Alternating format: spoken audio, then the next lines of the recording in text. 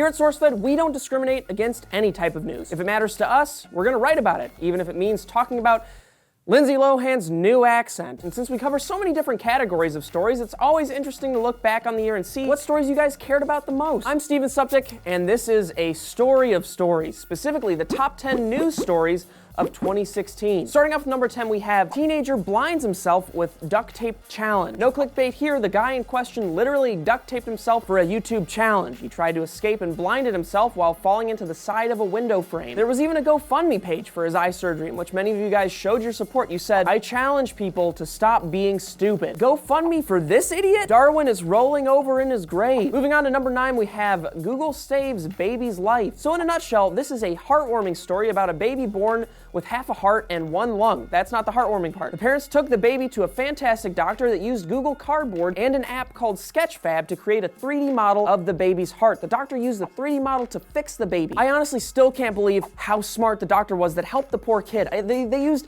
a $20 item to fix an entire baby. I spent $20 on 2 quesadillas yesterday, and they gave me diarrhea. Number 8 is Walmart closing hundreds of stores. So this one's about as straight to the point as you can get. Walmart was closing 269 stores across the globe, including 154 in the United States. 16,000 employees lost their jobs. That's the end of that. Coming in at number 7, we have our first YouTuber story on the list, being YouTuber PewDiePie starts an empire. I haven't watched the video yet, but let me just take a guess and say it's about that network he and his friends started. Okay, I'm about to watch the video, and yep, it sure is. So PewDiePie, Markiplier, Jacksepticeye, Kwebbelkop, and Cinnamon Toast Ken all came together to, I don't know, do more YouTube. They have a cool logo. Oh, they also did a stream that raised $1.3 million for charity recently. So that's, I mean, it's really no biggie. I give lunch money to office peasant Owen every day.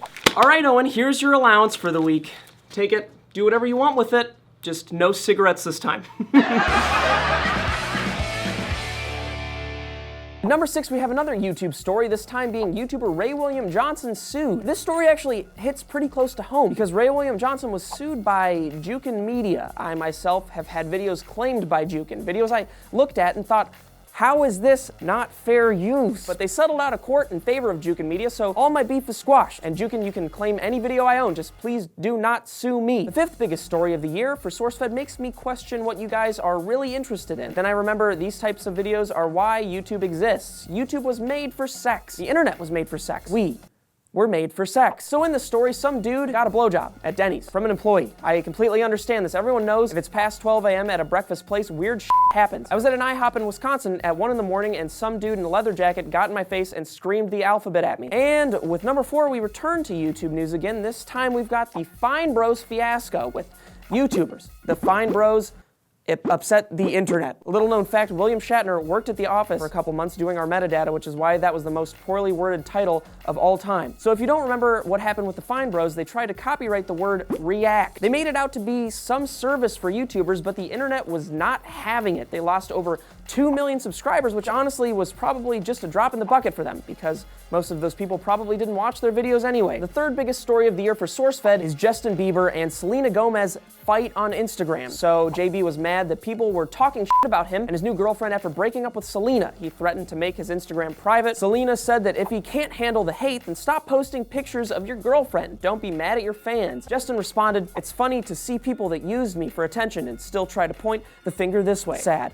All love." Then Selena called out Justin for cheating, and who gives a shit if Justin responded, and who gives a shit about any of this? 587,000 people did, actually. That's more than 1/3 of the amount of people that live in Maine. That statistic is just as useless as that story. Coming in at number 2, we have, wait, what just happened in the Philippines? Philippine President Rodrigo Duterte announced that they were separating from the United States after 70 years. Duterte was pissed that Obama criticized his policy that you can just straight up murder people if they do drugs, or if they're a suspected drug dealer. This is like if your significant other murdered somebody and wanted you to not be upset with them, but you get upset because of the murder, and they break up with you. Finally, the number 1 highest viewed story of the year for us was Amy Schumer's stolen jokes evidence. 3 comedians came out accusing Schumer of stealing their jokes, and people were surprised. If you've seen Trainwreck, or most of Inside Amy Schumer minus 12 Angry Men Inside Amy Schumer, but the best part of that was Jeff Goldblum. The best part of anything is Jeff Goldblum. Anyway, if you've seen her stand-up, or most of the content she produces, maybe this wouldn't be shocking to you. Who knows? I think Central Intelligence with Dwayne "The Rock" Johnson and Kevin Hart is funny, so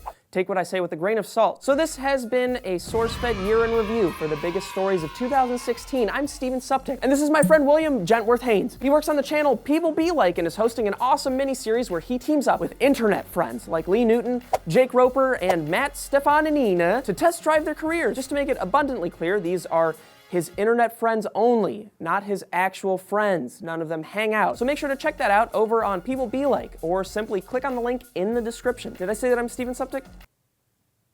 Let's say it again.